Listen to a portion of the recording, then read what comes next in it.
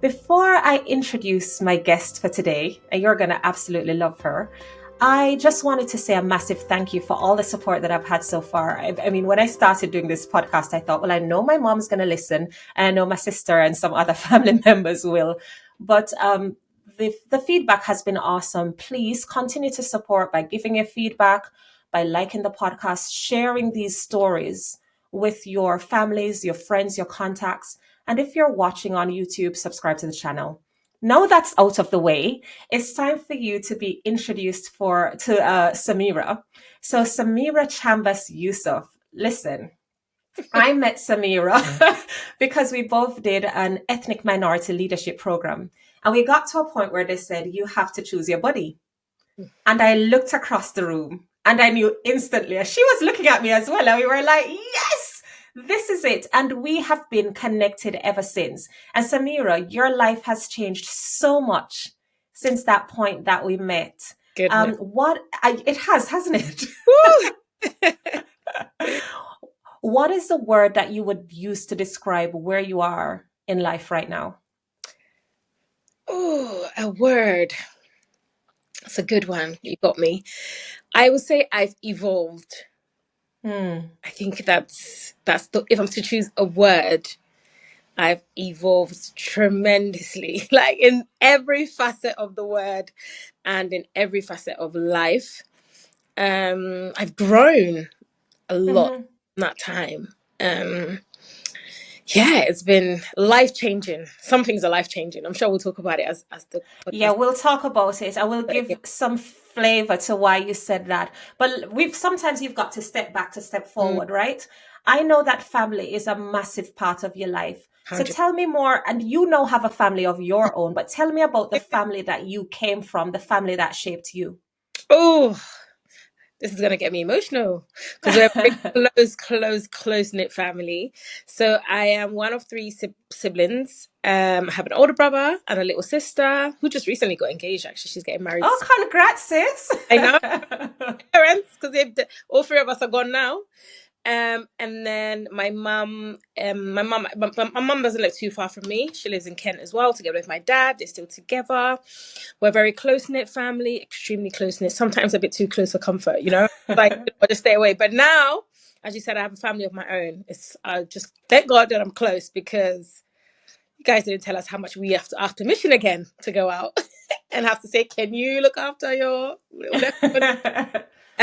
so the family I came from, it's a humble family, a strong family, a hardworking family. My mum's extremely hardworking. My mum's a fashion designer, so she has her own business here in Kent, Z Fashions and Fabrics. So she sells African materials like laces and other haberdashery as well. So within the Kent Medway area, she's probably the only person, so her shop is very busy. So sometimes after my 9 to 5 on a normal Monday to Friday, weekends you find me as being a shop assistant, but it's okay. Wow, that's brilliant, Samira. Yeah, do we come from a very resilient family as well. Yeah, there's so much to say about them, but we don't want to get, so we only just started, we don't want to get emotional. So and you know what, I think it's fine to tap into those emotions. Two of the things that you spoke about, were two adjectives that you used, were humble and resilient. What were some of the things that really helped to build that resilience from a family point of view? I think if I'm to so many, but if I'm to lay a finger on one, it would probably be around COVID. And when my mum's business, she had to close it. Obviously, it's a really big source of income for the family. And obviously, she has suppliers, she has employers, she has, people she deals with on a day-to-day, running a business. And my mum's thinking cap, like how she could think. My mum is not somebody who went to school at the highest level, but she is such a business person that even me that went to uni, I'm just like, I don't have that brain. And she just put her thinking cap on and reached out to like people like the hospital, started making their scrubs and masks. She started making mask in like our native materials as well, just so sometimes you could, even if you dress up, because people were still having parties and stuff, particularly when things opened up. um and you could just wear your normal outfit, tie your hair with your fashionable gele and still wear like a beautiful mask to match your outfit. And it Mm-hmm. was very interesting how she thought about that. And I remember there were months on months on months where she literally turned into like a face mask making factory. People Yes. are really on it. So that would say one time that, and coming out of that now, it was just so incredible, like to see how my mum could do that, and how we, obviously as a family, we could also support, but how we came through that. And you being Ghanaian is a massive part of your identity. How Yes. does that feature into your life on a daily basis, your family life? How does that differ from, say, the average British person living in the UK, or even my own family? Because I'm not a traditional British family, so to speak. I'm definitely a Jamaican raising children who are British but have Jamaican heritage. So there's Yeah. this need to ensure that they're connected to that. What does that look like for you, or what did it look like for you? Oh, so I would answer, what did it look like for me? I think for me, my upbringing is quite unique, and I'm so grateful for it. So I was born in the UK, up until the age of 5, 6, and then my dad wanted to go back to school, and so my mum's a fashion designer. She was like, okay, I'll just move to Ghana. I think that, I don't know what the conversation was at the time, but I think it was that my mum will go start up, and then my dad will come. So I spent about, I want to say 10, 11 years in Ghana. Only Wow. about 16 years ago. So, and I'm so grateful for that, I must add. Like, I think at the time, it was probably really hard for my parents, like, live apart, and like, it was my brother and I with my mum in Ghana. But looking back now, it's like the best thing they could have done for us, because we've had a bit of both now. And even when I stand next to like peers of mine who are British, like maybe Ghanaians but born here, never been back home, or don't really go back home, you can just even see how much of the values and how much of my upbringing really truly plays a part into where I am now. Like, I see something. I remember coming back to the UK, and during this time we used to visit my dad while he was here, and he would come visit us and things like that. So we were never really away, but we obviously we went to school in Ghana, we had friends, we were in the community, so we'll say we're more there than here. And I remember when I came back, and I came back at a time where I was going to college, and at the time they used to have a grant they used to give to people. It's like £20 a week or something like that, or £30 if you go to college. And people still didn't want to go to college, and that college is free. And I'm like, what? College is free, College is free, and then they're paying you to go. and they're paying, and people still don't want to go. Like, yeah, I don't want to go because I don't like school. I'm like, brother, I'm like, I what? know, right? And do you No, have a choice? Because I oh, wouldn't have a choice. My I mother would be like, you are yes, going to school. because I think for me back home, education is, and I don't know if it's the same for where you're from, but education is not, it's a privilege, right? It's not just there. You have to pay school fees, you have to do all these things, and it's not just, no, it's just not like that. Even university here, in as much as you do pay back when you start working and things like that, of course, I know university is not for everybody, but if if you have the opportunity and it's something that you can do to better yourself, because I don't only see university as the degree that you get. I think it's such a learning, like it's an evolution. Absolutely. you know you come out, you go into uni as a person who maybe lived at home, was very reliant on your parents, and then you have to get to uni and really fend for yourself for 2-3 years. That was absolutely it for me as well, because Yeah. that was the first. My mother was really strict, so I had a strict upbringing as well. But going to university was the first time that I had to figure out who Phoebe was. Who's this person who Yeah. isn't now being told you cannot or you can do this, Yeah. and now making the decisions on my own. So you're absolutely right. Yeah, 100%. So, I mean, even coming to uni and knowing that, you could go to uni, they would give you a loan, maintenance grants, and all of these things. For me, those things, I saw them as opportunities, you know, Hmm. and I grabbed them with both hands. Like, and that's my upbringing from being brought up in Ghana, in a Ghanaian household, though, I do identify as British as well. So it's just things like that. It plays a part in my day to day with the music I listen to as well. Afro beats. That's the vibe we're going with, and the movies and stuff I watch as well. And maybe I would also say I do have a multicultural friends, but obviously a lot of my friends are of African background. So I think their kids play with my son, and just a mix of everything. So they do play a part in various ways. I did marry a Nigerian, so Yes, and we're gonna get there. We're gonna get there. so So that's we another. are. But yeah, so it's beautiful to see the blend of both, and how it manifests, and how it would hopefully manifest in my son or my kids' lives in the future as well. Yeah, and I don't know if it's the same for you, but growing up in Jamaica, there were almost limits, it felt like at that point. It might have changed now. There were limits on the career paths or the options that were available. There were very traditional careers available, whereas I feel as though here in a more developed country or first world country, as they like to say, the opportunities are vast. If you Vast. wanted to be an astronaut, you could be an astronaut. And I'm not suggesting that you can't in the developing world, but it's more difficult to see that pathway. You went Mm, on to become, and now you're an assistant company secretary mm. in a company that's very well known. Their brands are practically on everybody's lips, but we won't say who.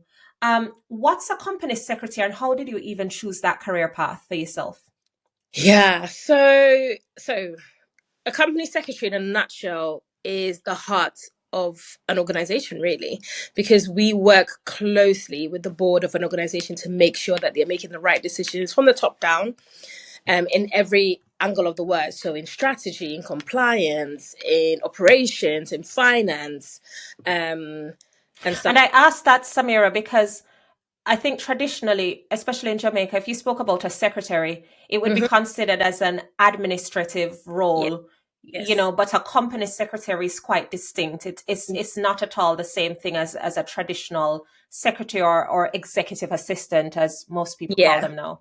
And I think even when I started out in industry, I think it was still the same, and kind of is a little bit, although it has moved and shifted a lot.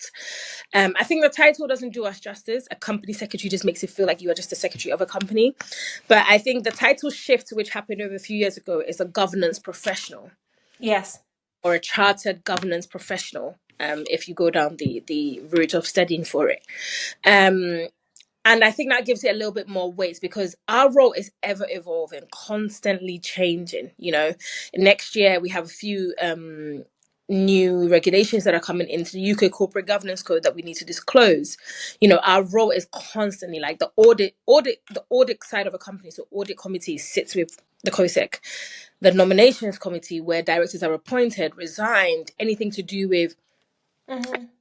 the diversity of a board, the board composition, the board tenure that sits with us. Yeah. Even ESG, you've got the G in there, which is the governance, which plays a And for sig. people who don't know ESG, because I'm not going to take it for granted that all, Yeah, everybody does. I- ESG stands for environmental, social governance. And yeah, yeah, it's a massive shift that's happening, especially in the UK and in the developed world as it yeah. relates to the corporate responsibility of organizations. But kind of back to how you discovered that career path. What was that for you? So for me, it was. So I went to uni, did a law degree, and obviously when you're going to uni, you're thinking I'm going to become a barrister or a lawyer. And going back to your point, which is coming to it from an African household, that is a lawyer, a doctor, an accountant, or it can't be anything outside of Finance, yeah, something, yeah. because your parents really want to stand proud and say yes, Samira is a lawyer, that kind of thing. It's natural, and even now with my son, it's like you find out even, when he does a little milestone, you want to talk about what he's like, oh, he's walking, oh, he's, it's just you just want to talk Yes. about it and things like that. So when I went to uni, the uni that I went to, they do offer the masters in corporate governance. I still didn't even know about it then, but I went to a seminar once, which was talking about the company secretarial route, and these times I still, had the barrister hat on my head. But as time went on, doing a few modules, I thought to myself, I'm not sure if this is a route I really, really want to take, like, well, let me try and explore other areas. So I started speaking to a few people, so a few of the lecturers and stuff like that after attending the webinar, the seminar. And then I looked online, did a bit of research. I'm like, this sounds like something I want to do. I love the variety of the role. No 2 days the same. We have our ongoing cycles, drafting annual reports, doing your AGM, but then you have the routine stuff where you have to announce to the public of other things, just basic stuff, And I'm just like, this sounds something like I want to do. So let me look into it more. So in my second year of uni, I looked online and I found some work experience at a really reputable financial organization. So I can actually mention it, at the FCA. So my mum knew somebody who worked there. Well, she didn't know she worked there, but she knew somebody who was working in a corporate. So she just mentioned it to her, and luckily she worked there. And she was just like, "Oh yeah, she will speak to somebody." And I was like, "Oh, okay." So she did, and I did a 2 week. I did a 2 week work placement there. In the same time as well, prior to that, I did another 2 week in a family law litigation sort of small boutique So company. you were able to compare then. Listen, after that law firm one, I said, nah, we're not going that way. No, This no, is not it. not it. So went down the work experience, the co-secretary, and I thought, this sounds like a bit of me, this one, Yeah. So I came home and I thought, at the time, the role title was company secretary. And to be honest, I knew it's not going to go down well with my dad. I knew it. We laugh about it now because he sees how well I've done.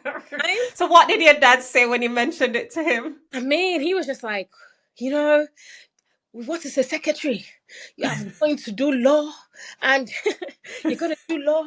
I sent you to uni to do a law, lawyer. His head is like, no, it can't be this.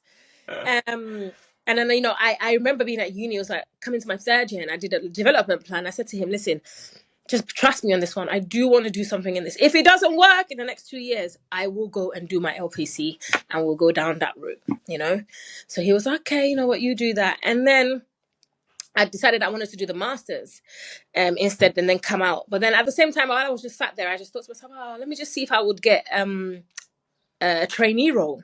And that's how I got my first trainee role. So I even applied for my masters, but I had to cancel it. And then I went down the trainee role and then studied and worked, and then never looked back since. Yeah. And I applaud you being able to embrace something that was unknown to you. Yeah. Because really, it would be, what being a solicitor is or a barrister is, what that means. But to go the company secretariat route, again, as you said, the names, it almost minimizes and diminishes what you do. 100%. Because it has that view of, this is what a traditional secretarial role is, as opposed to what a company secretary does. What gives you that? Why are you so brave? How do you make that kind of decision? I don't know. I think maybe one, God is with me all the time. I think I'm one who researches a lot, and I'm one who reads up on things a lot. So I think as I found out about the role, the title in itself, I didn't know much about it. Doing some research and going online, I came across our institute, our governing body, so the Chartered Governance Institute, at the time called the ICSA. Coming across that, and seeing other people who've done things like this, with a few testimonials. Okay, this is what people could do. Yeah, and that's very important though, because even if I go back to my own point where I wanted to make a decision about what I wanted to do, because I studied literatures in English. I knew I wanted to go into media, but I didn't know if I wanted to do television, radio, print. So when I got an opportunity, I ended up somewhere that it probably wouldn't have been my first choice, but I had no idea. So I think it's really important to have these opportunities to test, whether it is through the work placements, the opportunity to really try something and determine if this is for you or not. But you spoke about your faith, because the first thing that you said when I asked the question was, God is with me, right? What is the role that faith plays in your life? What does that mean to you? Oh God, faith is the pinnacle of everything. really. And that's not to say I'm perfect. I must caveat that. I'm Muslim by faith. My family and I are. So we celebrate the Ramadan, the Eid, that's us. But religion has always been a significant part of my family and my upbringing as well. So we believe that, if you're going for a tough time, or, even not even a tough time, if you're even grateful for things, always give gratitude to God. So I think just leaning on God and not my own understanding sometimes, where it's like, okay, I'm just going to leave this one to God to direct me. That's kind of has really kept me, honestly. But sometimes I don't have the answers. Like, if you say to me, what made you go and research to see what this was really about? I have no idea. I can only put it to God, just being in my head, like, okay, when something is on your heart, and I know God speaks to us in so many different ways. It could well be through, music, or someone speaking to you through somebody else as a vessel or something like that. So I always sometimes just lean on God and just be like, direct me in the way you want me to go on this Do you one. do you find that religion, faith looks different in the UK, for instance, than it does in for instance, Ghana? The reason why I ask is Yeah. because in Jamaica, they always say that we've got a lot of churches per square meter. People aren't necessarily religious in the Mm, sense that they're going to church, but mm, speaking about their faith is really natural and it's normal. mm. And I mean, you could be in Jamaica, you're on a bus, and somebody just gets up and starts preaching, and that's absolutely normal, right? And then sometimes you're like, well, no, you've got earphones. Sometimes you kind of tune out. You just have to take it.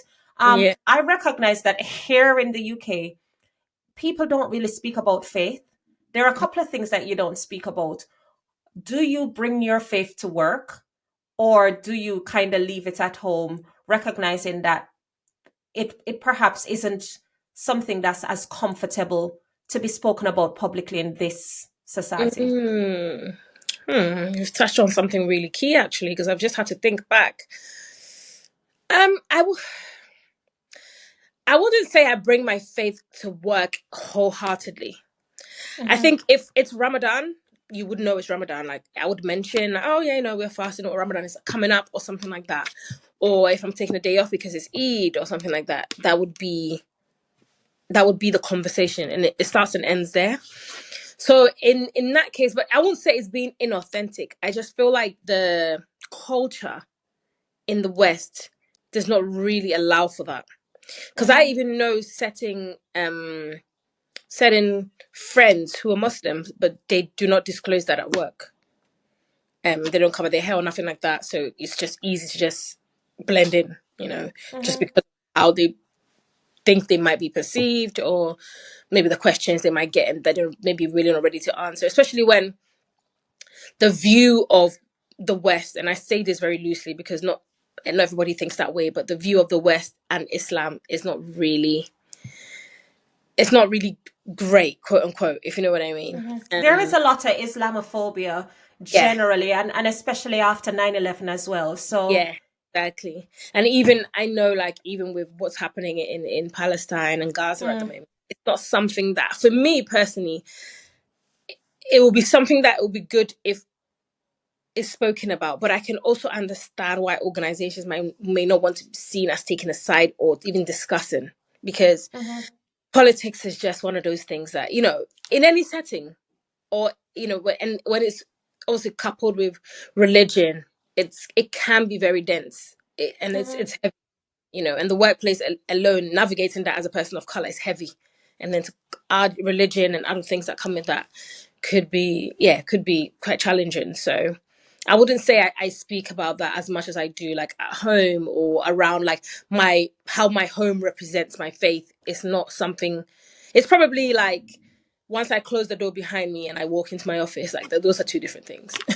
Yeah, and it's interesting that you said that because again, before I moved to the UK, I did not care about inclusion or diversity. It wasn't even a thing, and it doesn't mean that there wasn't a place for that in Jamaica, because I think people assume that because you live in a country that everybody or the majority of people look the same, and there's that kind of uniformity from a cultural perspective, that there aren't you know, problems that exist as it relates to inclusivity.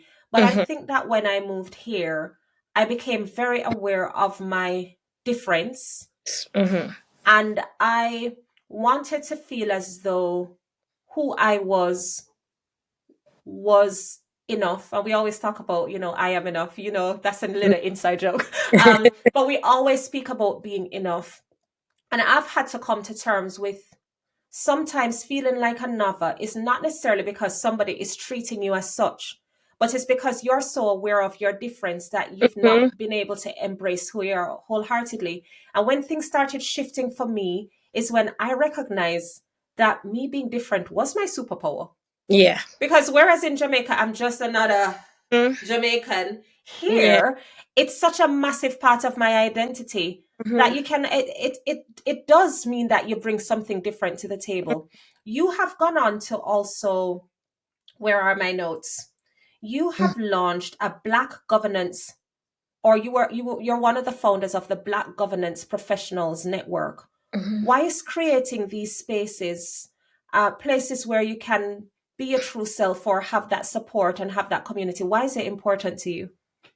So this is extremely important to me, just because when I started out in industry, there was actually nobody that looked like me at, Mm-hmm. at the senior levels. And for me, it's about having a seat at the table and having our voices heard, and having somebody who champions and amplifies our voices in those spaces. Because, and in as much as, and I think just to go back on your point that you mentioned, which is, yes, maybe in Ghana we didn't have this inclusivity and diversity and things like that, just because we all were one. And for me, that was actually true. Like I never, like, even colorism growing up was never really. It's now looking back that I can see that. Oh, Yeah. but at the time it was very free.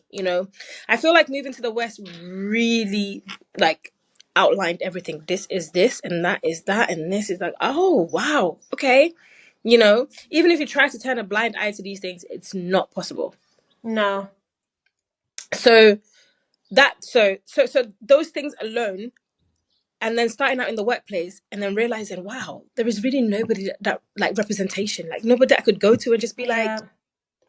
like, this is how I'm feeling, this is how I'm going through, that can really, really understand me, you know.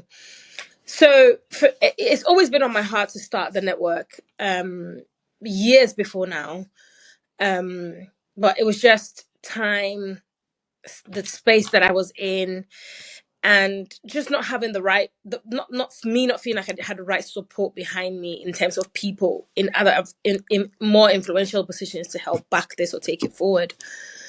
Still kind of in that space right now. I need to figure out how I want to even turn the network, and what would benefit me and the community. But anyway, that's a topic for another day. So that's kind of where that started from, that where really that stemmed from. Having our own little safe space, having our own little place where we can come together. If it's to rant, it's to rant. If it's to talk about things that we're dealing on a daily basis. Because I found sometimes, particularly starting out in the workplace, when I had a question to ask about something, if I asked it, it was looked like, duh, do you not know? But like, And that kind of drives you underground because then you don't want to ask the question because you don't want to seem stupid. and then you're being told you don't ask questions. And it's like, it's a catch It's a 22. cycle. Yes. What's the best way we can help do this? So I created like this, even prior to the Government Specials Network, I had other networks where I have people in different organizations, and I can just reach out and say, hi, Amy, have you worked on this before? Can you just talk me through how you did this? Mm-hmm. And then I can now go into a meeting a little bit more armed and be like, Mm-hmm. well, I think we could also do it this way, and da da da da, and just contribute in that sense. So it doesn't make you feel like you're just there. Yeah. So that was like the whole point of the network.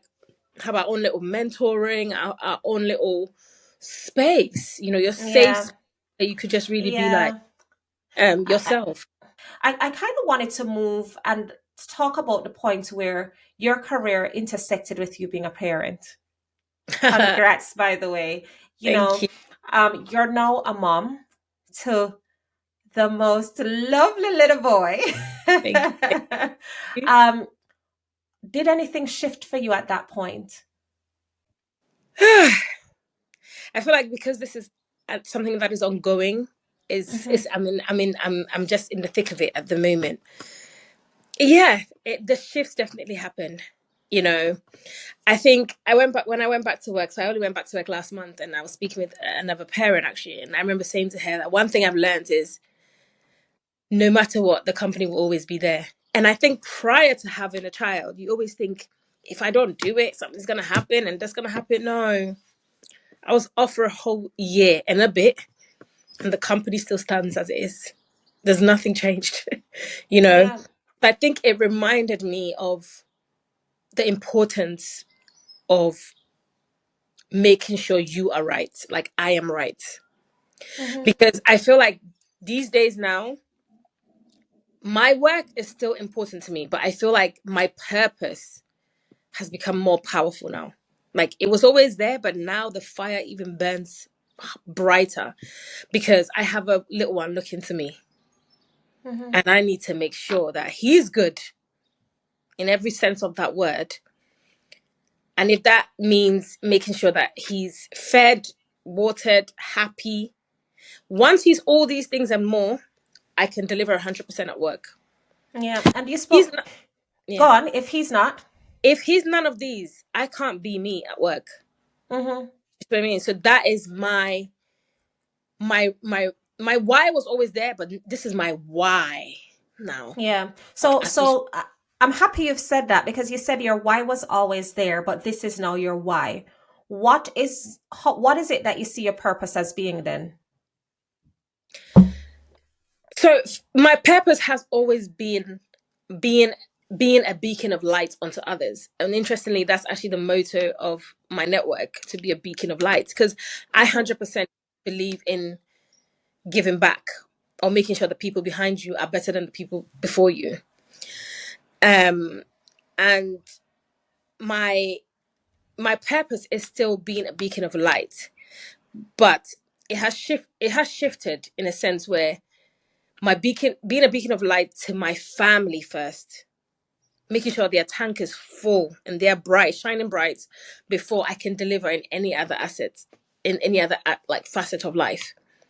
Because I just think about, like, there was a time where we woke up and my son had been coughing all night, and it's interestingly my mind wasn't even, oh my god, the meeting at work. No, I was like, no, he needs to be good for me to be able to go into that meeting and deliver.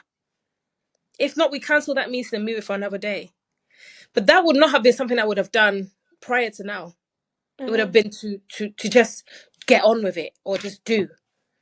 But now I find like my family or my son, my husband, like making sure they're good, Yeah. everything fall into place. I can now light up any room that I go into once that light that I've left on, because I'm now at work or I'm now in a meeting or I'm now wherever I am, is still shining bright. Do you see what I Yeah. mean? Why do you think it is that work seems to be at the top of a lot of people's priority list? Why do you think work is it seems to be that thing that we prioritize, sometimes to the detriment of other important areas of our life? I mean, I can't speak for everybody, but I think, obviously financially and in the cost of living that we're living in, we need the job to pay the bills and to give these Hmm. kids a better life. So I know maybe financially that might be it. And I think also sometimes people, and I've done this in the past, I've come to learn. I remember listening to a podcast by Simon Sinek, who actually trying to change my thinking on this, which was around there is something with people placing so much, like we place our, what's the best way to explain this, but we place our value in our jobs. And I've been guilty of this, if I'm honest, where it's like, Ditto. yeah, I put my hand up, where you if somebody asks you, Who are you? You're like, who are yeah, you, I'm Samira, the company secretary, as opposed to like, who are you? are If you that job is taken away, like, like, who are who are you? Yeah. yeah. So I think there is something around that, which and that was a shift that came actually when I actually became pregnant. Because when she started to feel the baby, you've seen the heartbeats and all of that, it gets to a point where it's like, all I'm trying to do today is to survive. and the work I'm doing is to just do the best I can do. And if that best looks like answering to just 3 emails that day, then that's the best I can do.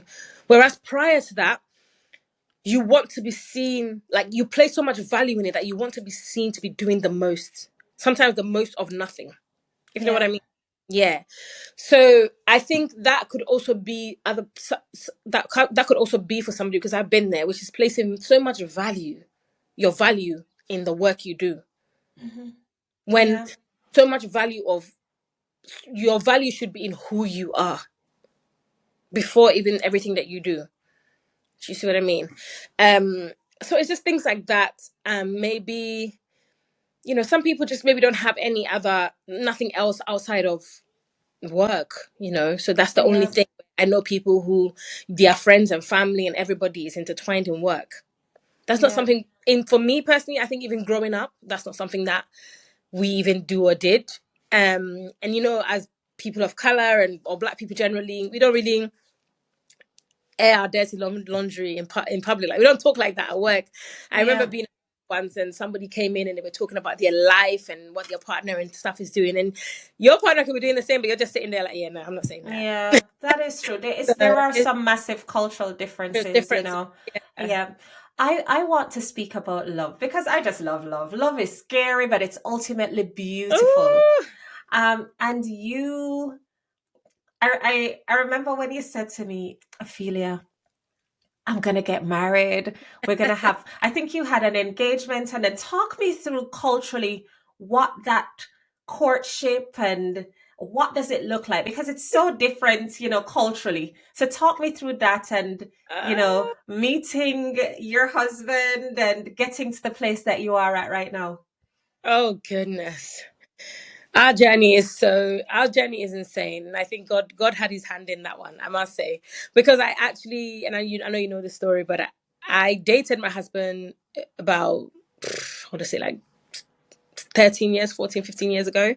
And then we all went off our separate ways and then came back again, like 5 years ago. And then obviously leading up to marriage. But anyways, it's just an interesting journey. So when we reconnected back in 2018, it was like, oh, da, da, da. And I'm like, oh yeah, I'm here, I'm doing this, acting up and all of that. But he was like, I really want to like move this forward. And initially I wasn't even keen. I don't know why I Why wasn't. weren't you keen No, though? I wasn't keen because I was dealing with another, let's not give him a name. And I wasn't sure what he was going with this. And so I kind of was calling that off, but I didn't want to just start something where I felt like I wasn't even like mentally there. It would be unfair to me and unfair to him. But obviously, some men very persistent. And so he tried and tried, and then, we started dating officially in December of 2018. We were like, let's just see how it goes. Oh, we dated. We dated. We even had an album. We created an album on our iPhone. We can create a shared album, and anytime we take pictures, we post them in there. And those pictures started from like late 2018. And it's so interesting when we look back now. Like, we're like, wow, we really dated. Yeah. So But you've spent the time getting to rediscover each other. honestly, every weekend, where did we not go? Sometimes we would start off in like Canary Wharf and end up in like Islington, walking and just enjoying. It was insane. Like, and I'm so glad we did that, because now that life has changed for us, we don't get to do that very often. But we Yes, but talk we need to still make time for it. we're I trying. want to be dated and courted. Thank you very much. And the ring Well, doesn't I mean, stop anything. ours is with, we only have a 14-month old. We're trying, but I guess, when they're a little bit older, a little bit more independent, then maybe we can, but we're trying to really fit those things in. But anyway, let me go back to then. So we did that for about 2 years, and we initially, when we started dating, we were like, oh, let's just see how things go, and then, if we're still together, we're still like each other, whatever, by like 2 years, then we can definitely move on to the next stage, which is obviously getting married and whatever. But then about I want to say 16, 15 months in, you could see that we really wanted this kind of, and we had a conversation. He was like, yeah, I want to marry you, blah blah blah. He's already said that anyway, and I'm like, okay, whatever. And then, yeah, he proposed in February 2021. We got married in August 2021. It wasn't actually meant to be such a quick, well, being Muslim, we have to have the nikah. And What's a the nikah, nikah? the nikah is a Islamic wedding, so that's basically where an Okay. imam will marry you. It's not recognized in the UK, but we do that as part of our religious ceremony, and then we still go and do our civil as well. So the initial thought was to get married, have the nikah, and then have like our bigger ceremony with other friends and everything. But then we also started the process of buying a property. And you know what that comes with. Financially, it just was not, I was like, no. And then now we got this house. So we got married in August and did the nikah in August. And then we got the house in September, moved in first week of October. So quick. And all our money went on this house, the furnishing, everything. And to be honest, as we were doing the nikah, I remember saying to my mum and dad, I was like, I don't know if I want to do a bigger wedding next year now. Because we've got this property that we got to pay a mortgage for. And I'm just going to have another big wedding for what? Do To you know what I spend mean? more money. So I'm like, maybe we could do something like 5-10 years down the line where like a renewal or something like that. But right now, it's about building our foundation. And this is what we need to do. So when we had the wedding, it actually turned out way better than like we even thought. It was going to be small, intimate, but it was so beautiful. I think in hindsight, I just wish I'd invited a lot more people, like a lot more of my people, like people, yourselves, a few friends that, Listen. I was so excited and happy for you. but it was beautiful. Mm-hmm. And I think my husband always says this. He says to me, he was like, he thanks God he got with a smart woman, because not that he wouldn't have given me the wedding of what I wanted in terms of the next year one, but it was like he's glad that I could see and think, you know what, let's just use our money wisely. We just bought this property. Maybe let's travel or let's do other things. And then in the future, we could always do something with friends. And, by then we've built a solid network as well, where we've had like maybe other married friends who can all come together, maybe pour into us or things like that we could do. So I think that was really, really great. But so that was it. So it happened so quickly, but here we are now. We got married till August, bought a place, moved in October, still dated for like another year in terms of like just getting to know each other.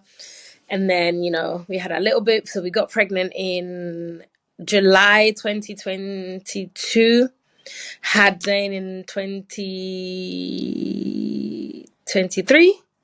And yeah, he's Yeah. full terror now. And you're married to a Nigerian as a Ghanaian. Are there any cultural differences that you've had to navigate, or have you found a way to fuse both? I think I'm still managing, still adjusting to everything.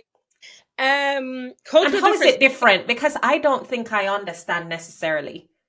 It's the same, but it's different. I think that's the best way to put it. Because, say for instance, our food, we eat the same food, but in different ways. Mm-hmm. Sometimes I have to look at my husband and be like, that is so weird how you eat that. you know? And I'm like, that is so weird. And he's like, that is so weird that you eat that. Because, they say Ghanaians love egg a lot. And it is true. We do love egg, Whereas for Nigerians, egg. So if I dish my food and I have a boiled egg next to it, that's my protein. My husband, Okay. that's not a protein. That's just on the side. Still add the meat. Like, it has to come. Like, you know what I mean? Yeah. Or like the way they would eat things, like example, like plantain. We have plantain and beans. He can eat plantain and bread. Or he So, will eat. okay, I get it now. Because I always thought that I was Ghanaian. I'm definitely Nigerian. Yeah. Because yeah, I'm Nigerian. I'm sorry. I Yeah. always thought I was Ghanaian. So you eat plantain homer there? So you have your plantain, and then you have a bit of beans on the side, and then you just eat with your beans. My husband's like, no, he would put the beans. So he will mix the beans with the plantain in a bowl, and then have a bowl of gari with. I'm like, oh, I eating this, just like that, or like even the culture as well, slightly different. I know respect is a big thing in both cultures, and I also have a feeling that because my parents, though they're Ghanaian, they're a little bit more westernized, so the way they do things maybe slightly different, still the same but slightly different. But my husband's side, the respect is really, really key. Like, for instance, my sister calls me by my name. She doesn't put like sister in front of it. Or I call my brother by his name. Whereas for my husband's side, like his sister, older sister, I have to call her sister before her name or things like that. Okay. Oh, I Yeah. didn't So recognize that. That's yeah. interesting. So yeah, recognizing that. Greeting as well. We all greet the same way, respect and all of that, but theirs is slightly different, like a little bit. Like Nigerians and respect is literally on par. Like they're really Yeah. up there. But in the same breath, we're still the same. Our music, I mean, their music probably bangs better than ours, but hey, we'll take that. And I know you're probably going to ask about, jollof rice and stuff. Yes, because I've heard this kind of, everybody's always talking about what jollof is the best jollof. Is it Nigerian jollof? Is it Ghanaian jollof? I And you mean, should be able to be objective. So objectively. so objectively, what I always give to people is, my husband came and never went back. So that's the answer. You know what? I love that. Need I With say you, more? you don't need to say more. I think you've answered that. We've put that one to bed. So you've got the career, you've got the husband, you've got the house, you've got this lovely baby boy. What does happiness mean to you? Happiness to me means peace. Mm-hmm. That is literally it. Mm-hmm. Just being at peace. Yeah. Because I'm the sort of person who I don't thrive very well in a stressed and anxious environment. I need to just be when I'm at peace, everything around me is just happy. So that's why I think it goes back to the point of making sure, and my priority right now, which I'm sure everyone will understand, is my family, my small growing Mm-hmm. family. And so if I can go to bed at night knowing that my family is happy, my family is at peace, my family is solid, stable, healthy, I think I've won that day. Because Yeah. I can deliver in every other facet. I can be a good friend. I can be a good employee. I can be a good sister. I can be a good daughter, but that only comes when my family is good. Because, him being in nursery now, I haven't had like a call from his nursery or something, but I know like the day his nursery calls me, your heart will be like everything will just go out the window. That meeting will have to be cancelled. I can't deliver in facets when my own family is not really where they should Yeah. be. You know, Yeah. so my priority right now, as today, if you ask me, my priority right now is to make sure that I can fill the tank of my family, and likewise, them my tank to be able to fill other tanks Yeah. and other where. Have your fears changed as well? Oh yes, Mm-hmm. yes. I think. Oh, that's a deep one. Um, I think, for instance, I know we all talk about life and death and like things like that, but now it's like you want to do the best to look after yourself so you can be there for your child or your family because you just don't want anything to happen to you, you know? Or I do something and I know I could take the easier route and do it this way, but in my head I'm like, if I took the risk of this, like no, let me just go this way, knowing that at least I'll make it home, Yeah. you know, and things like that.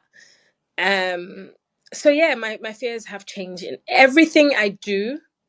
I have him at the back of my mind. Mm-hmm. Yeah. Whereas before,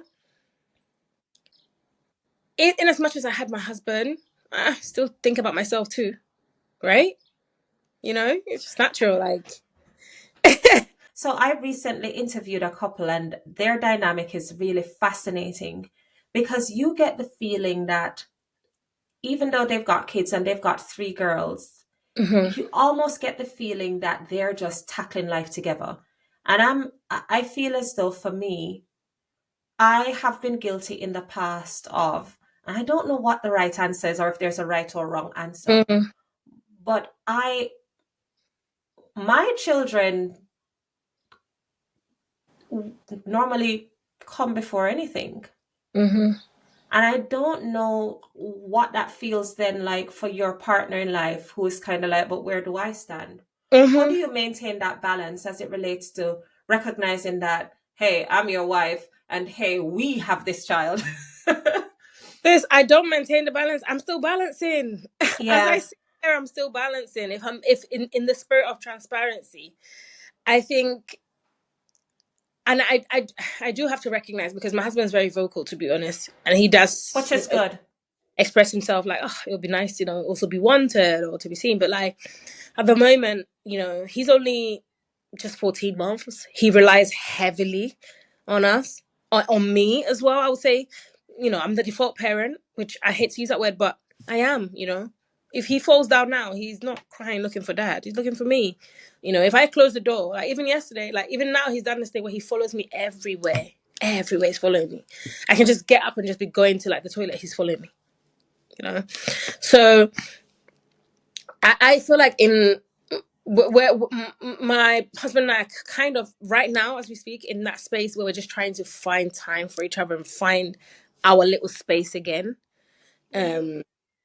Trying to just, we won't get back. I know we would not get back to where we were when we were dating, because right now we have a third party, but we are just trying to make sure each day we do something that will just bring us closer to that goal of Mm-hmm. one day where we would be. I look at my parents now, and my parents are empty nesters, have been for the last, I want to say 5-10 years, no, maybe 5 to 8 years. And it's so beautiful to see. They went on holiday last December. They've traveled together, they go out together, and it's so beautiful to watch. My mum even had a conversation with me a few weeks ago, and she goes to me, I should just recognize the season that I'm in now. And it's just a season. She was like, it's a season. Just recognize the season you're in now. And if, say, you have another kid, whatever, that will be a season for like the next, 5-8 years, let's Yeah. say. And these kids, they grow so quickly that when they get to a Oh point, they don't even yeah. you. Oh yeah, They, they don't. so They're off. They're she was like, consumed with other things. other things. So she was like, just focus on this as a season, and you will come out of it. When you come out of it, you will have whatever you guys want back and be able to do it even more. So I think for me, it's just trying to make sure, because at the end of the day, if my little one, right now, in as much as my husband's he's great priority too, right now as it stands, I think my little one just has a little bit more of a priority than him. And I hate to say this, but it's just because if something happens, I have to get up and go and deal with him, see to him, and do what's it. Maybe when he's 5 and 7 and 9, he can wake up and want to do his own breakfast, like Oh or we yeah. have to Yeah. do all things. But right now, in this time, yeah, I have to make sure he's good, and Yeah. then I'm trying my best to also deliver in that asset of like a wife. And when I say deliver as asset and a wife, it's not like I'm not delivering in that asset, but delivering the way my husband needs it. Yeah. Because that's another thing. Whereas I remember one of the misunderstandings or arguments in the early stages, because those early stages of newborn, they be they'll be listen. We were like passing trains, passing trains. One's going to bed, one's waking up. Okay, your turn to look after him. Your turn. It was such, and that was a season that we even come out of. That now we even sleep better through the night. But at that time, we thought it would never end, because I was like a zombie, just going, just Mhm. going. And one of the things that we even spoke about at the time was like making little, like I said to him, I still do the laundry, I still do the dish, the dinner and stuff like that, but that was not the love language he wanted. Let's say Mhm. he wanted more attention, in a sense. But in my head, I'm giving the baby attention. Yeah, You but you know, weren't giving him attention. him in the way he wants it, which is a gentle, like maybe we sit on the couch, just come and sit next to him 5 minutes. Yeah, That kind. just yeah. It's small things. It's It's really small small things. things. So I think that's what we're doing now, which is to make sure that we just each day we do something that's just something that's us, even in the midst of it. Whether it's going, if we go to the shops or something, oh, okay, let's just hold hands and go to the shop, and we push him Yeah. in, you know.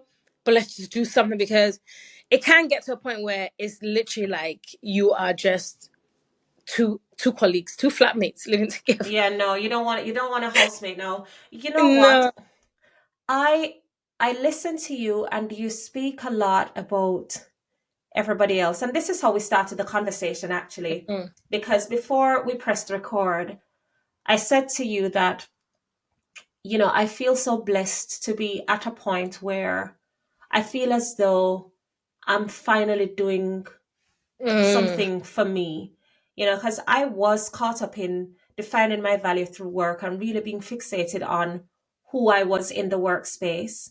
And it's Mm-hmm. because for such a long time I was somebody's mother, and I'm still somebody's mother, but they're more independent now. But work was the only space that was mine. And so I just poured into it. And what has happened with me having this podcast and trying to go to the gym, because a girl's got to be fit and fine at 40. Thank you, Um, girl. what's happened is that I have started focusing more on me and what I want, and I've carved a space for me through you and the other brilliant guests that have been on this podcast. What is your greatest dream in life?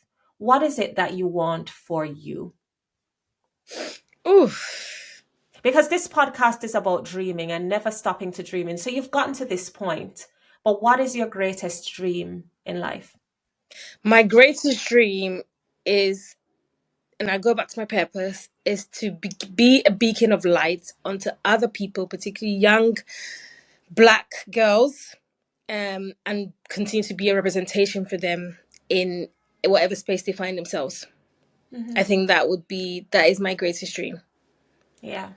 Yeah. Well, Samira, I have no doubt that you will continue to be a beacon of light, because you already are. You're such a bright light. You have been shining, and you're not only shining at home, you're shining so much wider. I So, try. yeah, thank you so very much, though, for sharing so much of yourself. You are so vulnerable, so honest, and I really appreciate that because, as you said at one point, we don't really talk of business, but you did talk a Yeah. little bit. And Yeah. you did give a little bit today. So, thank you Thank you. so very much. If people want to connect with you beyond this podcast, how do they do that? So I'm on LinkedIn as Samira Chambas-Yusuf. I used to be on YouTube. I might come back. I might You need start to come TikTok. back. Listen, come back. You know what? I'm thinking that it'll probably be easier for me to do TikTok. A lot of people have come to me and said, maybe just do TikTok short videos. So Yeah, I maybe, can't do TikTok. Like, I need help. Help. but I'm just like, just bear with me, guys. I'm just trying to find my rhythm. And before we end, I remember I said to you that I was looking at finding my balance, and you said to me, no, find your rhythm. And I think that is so key, because I think if I strive to find balance, I will constantly feel deflated each day. So I'm in the Yeah. process of finding a rhythm, and once I do, I'll be back somewhere, because a lot of things have had to take a back seat. So my network, for instance, as I mentioned, had to take a back seat because I was on mat leave and I had the baby and things like that. So just getting back of work, and other things. And I think for me, always doing something for myself has always been a thing. So yeah, just watch this space really. But LinkedIn, Instagram, Mirror Speaks, YouTube, Mirror Speaks, and yeah, watch this space. You'll see me somewhere soon. Yes, we're looking, and I'm waiting on the TikTok. I'm going to deactivate mine, but I'm waiting on yours. From Yeah. from myself and Samira, thank you so very much for listening. Thank you for tuning in. Continue to support and share it, like it. Bye for now. Bye, guys.